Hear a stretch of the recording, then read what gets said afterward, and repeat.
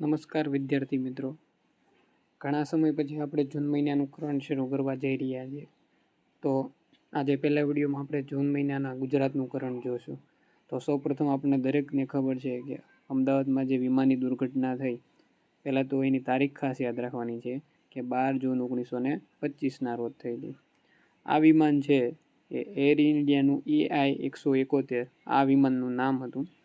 હવે ખાસ વસ્તુ એ યાદ રાખવાની છે કે ભારત સરકારે કેન્દ્રીય ગૃહ સચિવ ગોવિંદ મોહનની અધ્યક્ષતામાં તપાસ સમિતિની રચના કરી. કોની અધ્યક્ષતામાં? ગોવિંદ મોહનની અધ્યક્ષતામાં તપાસ સમિતિની રચના કરી. આ દુર્ઘટનામાં મૃત્યુ પામેલા ભૂતપૂર્વ મુખ્યમંત્રી શ્રી વિજયભાઈ રૂપાણીનો જન્મ ક્યાં થયો હતો? બર્મા ખાતે થયેલો હતો, બરાબર, જે હાલનું મ્યાનમાર છે. અને ગુજરાતના તે 16મા મુખ્યમંત્રી હતા. આ વસ્તુ યાદ રાખવાની છે. પ્રશ્ન ઘણીવાર એવો પૂછાય છે કે વિજય રૂપાણી સાહેબ ગુજરાતના કેટલા મુખ્યમંત્રી હતા? બરાબર, 15માં, 16માં, 17માં, તો એ 16મા મુખ્યમંત્રી હતા. બીજી વસ્તુ, કડી અને વિસાવદર બેઠકોની પેટા ચૂંટણી જે થઈ છે, એમાં વિસાવદરમાં આમ આદમી પાર્ટીના ગોપાલ ઇટાલિયા જીતી ગયા છે, જ્યારે કડીમાં રાજેન્દ્ર ચાવડા જે ભાજપ પક્ષના નેતા હતા તે જીતી ચૂક્યા છે. આ બે વસ્તુમાં યાદ એ રાખવાનું છે કે લોક પ્રતિનિધિત્વ અધિનિયમ જે છે 1951, એમાં લોકસભા કે વિધાનસભાની ચૂંટણીમાં ઉમેદવારને જો કોઈ માન્ય મતના 1/6 ભાગ, બરાબર, એટલે છઠ્ઠા ભાગ કરતાં ઓછા મત મળે તો તેની જામીન એટલે કે ડિપોઝિટ જપ્ત થાય છે. તો આ પ્રશ્ન ઘણીવાર પૂછાઈ ચૂક્યો છે કે લોક પ્રતિનિધિત્વ અધિનિયમ મુજબ, બરાબર, કેટલા મત ન મળે તો ડિપોઝિટ જપ્ત થાય છે. ઓપ્શનમાં હોય છે 1/2, 1/6, 1/3, 1/4. તો જવાબ શું આવશે? 1/6, કે છઠ્ઠા ભાગના મતો ન મળે તો ડિપોઝિટ જપ્ત થાય છે. ત્યારબાદ પેટા ચૂંટણીમાં વિજેતા ઉમેદવાર હોય તેમને વિધાનસભા અથવા લોકસભાના જે બાકી સમય રહે, જે બાકી મુદત રહે એટલો જ સમય પદ ઉપર રહે છે, નહીં કે પૂરો સમય. દાખલા તરીકે અત્યારે ગુજરાત વિધાનસભાની ચૂંટણી હવે 2027માં આવવાની છે, 2-2.5 વર્ષ જેટલો સમય બાકી છે. તો અત્યારે જે ધારાસભ્યો ચૂંટાય છે 2.5 વર્ષ માટે જ રહેશે, નહીં કે 5 વર્ષ માટે. જ્યાં સંપૂર્ણ કાર્યકાળ 1 વર્ષથી વધુ બાકી હોય ત્યારે જ પેટા ચૂંટણી કરવામાં આવે છે, અને પેટા ચૂંટણી 6 મહિનાની અંદર પૂરી કરવામાં આવે છે, બરાબર. ચૂંટણી પંચ દ્વારા 6 મહિનામાં ચૂંટણીનું આયોજન થાય છે, અને કાર્યકાળ જો 1 વર્ષથી ઓછો હોય તો નવી જે ચૂંટણી થાય એમાં જ તે ચૂંટણી કરવામાં આવે છે, પેટા ચૂંટણી કરવામાં આવતી નથી.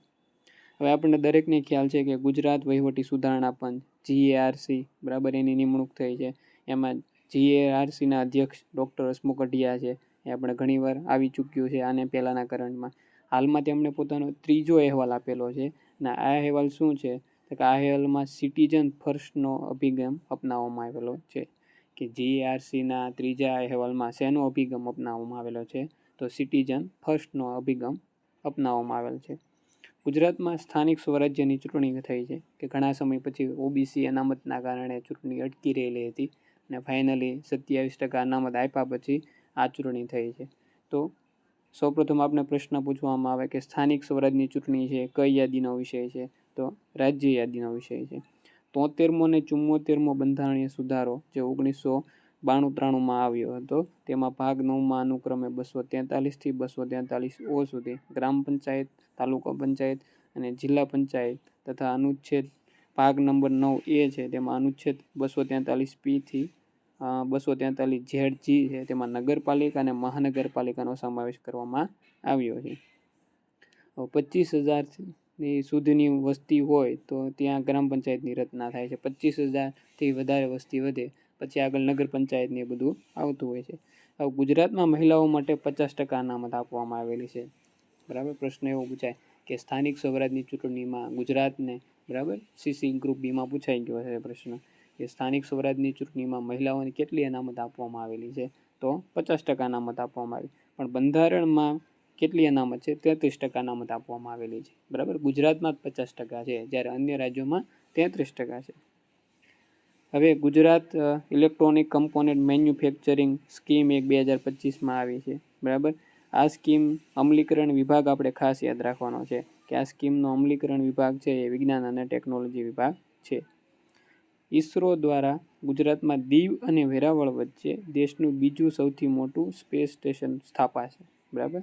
આ સ્પેસ સ્ટેશનને ISRO દ્વારા PSLV અને SSLV રોકેટ લોન્ચ કરવા માટે બનાવવામાં આવશે. PSLV એટલે ખબર છે કે આપણને પોલર સેટેલાઇટ લોન્ચ વ્હીકલ, અને SSLV એટલે સ્મોલ સેટેલાઇટ લોન્ચ વ્હીકલ. ગુજરાતના ગાંધીનગરના ખોરજ ગામ ખાતે સ્પેસ મેન્યુફેક્ચરિંગ પાર્ક બનશે. બરાબર, કે પ્રશ્ન એવો આપણને પૂછાય કે સ્પેસ મેન્યુફેક્ચરિંગ પાર્ક ગુજરાતમાં ક્યાં બનવા જનાર છે? બરાબર, તો ગાંધીનગરના ખોરજ ગામ ખાતે. ગુજરાતના હાલોલ ખાતે અત્યાધુનિક ભારતની સૌથી મોટી ઓટોનોમસ અંડર વોટર વ્હીકલ, બરાબર, જલકાપીનું નિર્માણની શરૂઆત થઈ ચૂકી છે. Krishna defence and allied industry limited દ્વારા નિર્માણ પામનાર છે. તેમાં કોનો સહયોગ છે? તો કે Krishna defence and allied industries, પછી એકાઇઝ મરીન પ્રાઇવેટ લિમિટેડ અને સ્ટીલ ઓથોરિટી ઓફ ઇન્ડિયા લિમિટેડનો સહયોગી બનશે તેમાં. ત્યારબાદ ગુજરાત રાજ્ય સંસ્કૃત બોર્ડ દ્વારા સંસ્કૃત સંવર્ધન માટે યોજના પંચકમનો પ્રારંભ કરવામાં આવ્યો. આવો પ્રશ્ન એવો પૂછાય કે યોજના પંચકમ શેના માટેની યોજના છે? હિન્દી ભાષાના સંવર્ધન માટેની, સંસ્કૃત ભાષાના સંવર્ધન માટે, આરોગ્ય માટેની, શિક્ષણ માટેની, પછી પ્રવેશોત્સવ માટેની. તો શેની છે? સંસ્કૃત માટેની છે. 6 થી 13 ઓગસ્ટ સંસ્કૃત સપ્તાહ ઉજવવામાં આવશે. અને સંસ્કૃત દિવસ ક્યારે ઉજવવામાં આવશે? તો કે શ્રાવણ સુદ પૂનમ, જેને આપણે રક્ષાબંધન તરીકે ઉજવીએ છીએ, જે 9 ઓગસ્ટ એટલે ગઈકાલે હતો. બરાબર, અને ખાસ વસ્તુ આર્ટ એન્ડ કલ્ચરમાં પ્રશ્ન પૂછાય છે કે રક્ષાબંધન ક્યારે આવે છે? શ્રાવણ સુદ પૂનમ આવે છે, અષાઢ સુદ પૂનમ, ભાદરવા સુદ પૂનમ. તો શ્રાવણ સુદ પૂનમના દિવસે રક્ષાબંધન આવે છે. પછી ગુજરાત ફેક્ટરી અધિનિયમ છે, એમાં સુધારો કરવામાં આવેલો છે. તો ક્યારે સૌપ્રથમ આવ્યો હતો? તો 1948માં આ અધિનિયમ આવેલો હતો. મહત્તમ કામના કલાકો છે એ 9 કલાકથી વધારે 12 કલાક કરવામાં આવ્યા છે, તથા સાપ્તાહિક ટોચ મર્યાદા 48 કલાકની રાખવામાં આવેલી છે, કે આખા અઠવાડિયા દરમિયાન 48 કલાક કરતાં કામ વધવું જોઈએ નહીં. ગુજરાતમાં આણંદ ખાતે દેશની પ્રથમ સહકારી યુનિવર્સિટીનો શિલાન્યાસ કરવામાં આવ્યો છે. આ યુનિવર્સિટીનું નામ ત્રિભુવનદાસ પટેલના નામ ઉપરથી રાખવામાં આવ્યું છે, ત્રિભુવન સહકારી યુનિવર્સિટી. ભારતમાં શ્વેત ક્રાંતિના પ્રેરણાતા ડૉક્ટર વર્ગીસ કુરિયન દ્વારા વર્ષ 1979માં આણંદ ખાતે institute of rural management Anand એટલે કે ઈરમાની સ્થાપના કરવામાં આવી છે. બરાબર, આ એક સાથે આપણે એડ કરી દીધેલું છે. શાળા પ્રવેશોત્સવ કન્યા કેળવણી મહોત્સવના 23મા ચરણનો રાજ્યવ્યાપી પ્રારંભ, કે તાજેતરમાં કેટલામો શાળા પ્રવેશોત્સવ ઉજવવામાં આવ્યો? તો 23મો. ખાસ એની શરૂઆત પૂછાય છે આપણને કે મહીસાગરના કડાણા તાલુકાના દીવડા ખાતેથી PM શ્રી જે સ્કૂલ છે ત્યાંથી મુખ્યમંત્રીના હસ્તે શુભારંભ કરવામાં આવેલો છે. જેની થીમ શું હતી? તો કે આવો બનાવીએ શાળા પ્રવેશોત્સવને સમાજોત્સવ. બરાબર, ગયા વર્ષની થીમ હતી શાળા પ્રવેશોત્સવ બનશે કન્યા કેળવણી મહોત્સવ, અને આ વર્ષે છે સમાજોત્સવ. શાળા પ્રવેશોત્સવની શરૂઆત 2003માં નરેન્દ્ર મોદી સાહેબે કરેલી હતી. બરાબર, આ પ્રશ્ન પણ ઘણીવાર પૂછાય છે કે શાળા પ્રવેશોત્સવ છે એની શરૂઆત ક્યારે થયેલી? તો કે 2003માં થયેલી છે. પ્રથમવાર વાઇબ્રન્ટ ગુજરાત રિજિયોનલ સમિટ ગુજરાતના 4 ઝોનમાં આયોજિત થશે. બરાબર, હવે 2027માં 11મી આવૃત્તિ યોજાનાર છે. એની પહેલાં ઉત્તર ગુજરાતમાં મહેસાણા ખાતે, સૌરાષ્ટ્ર કચ્છમાં રાજકોટ ખાતે, દક્ષિણ ગુજરાતમાં સુરત ખાતે અને મધ્ય ગુજરાતમાં વડોદરા ખાતે રિજિયોનલ સમિટ યોજાનાર છે. વાઇબ્રન્ટ ગુજરાત સમિટ છે એ દ્વિવાર્ષિક સમિટ છે, અને તેની શરૂઆત 2003માં નરેન્દ્ર મોદી સાહેબે કરી હતી. તો 2003માં 2 ઘટના આવી. એક તો શાળા પ્રવેશોત્સવની શરૂઆત કરેલી હતી અને વાઇબ્રન્ટ ગુજરાતની કરેલી હતી. હવે ઓલિમ્પિકની યજમાની માટે આવેલું છે કે ઓલિમ્પિકની યજમાની ક્યાં છે? તો કે 2028માં લોસ એન્જલસ જે અમેરિકાનું શહેર છે ત્યાં છે, 2032માં બ્રિસ્બેન જે ઓસ્ટ્રેલિયાનું શહેર છે ત્યાં છે, અને 2036ની દાવેદારી ભારતે કરેલી છે અમદાવાદ શહેર માટે. હવે તાજેતરમાં અમદાવાદમાં ભગવાન જગન્નાથની 148મી રથયાત્રા યોજાઈ ગઈ છે. બરાબર, જે 27 જૂન અષાઢ સુદ બીજના દિવસે હતી. તો અગેઇન આર્ટ એન્ડ કલ્ચરનો પ્રશ્ન બને છે કે ભગવાન જગન્નાથની રથયાત્રા ક્યારે યોજાય છે? અષાઢ સુદ બીજ, અષાઢ વદ બીજ, શ્રાવણ સુદ બીજ, શ્રાવણ વદ બીજ. તો ક્યારે યોજાય છે? અષાઢ સુદ બીજ. ઓડિશાની જે જગન્નાથપુરીની રથયાત્રા છે તેના બાદ ભારતની બીજી સૌથી મોટી રથયાત્રા છે જે અમદાવાદની છે.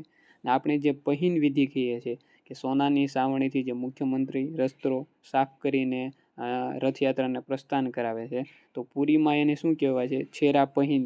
બરાબર, છેરા પહેર વિધિ કહેવામાં આવે છે. અને પુરીનું મંદિર છે એ 12મી સદીમાં ગંગ વંશના સ્થાપક અનંત વર્મને બંધાવેલું છે, જે સફેદ પેગોડા તરીકે ઓળખવામાં આવે છે.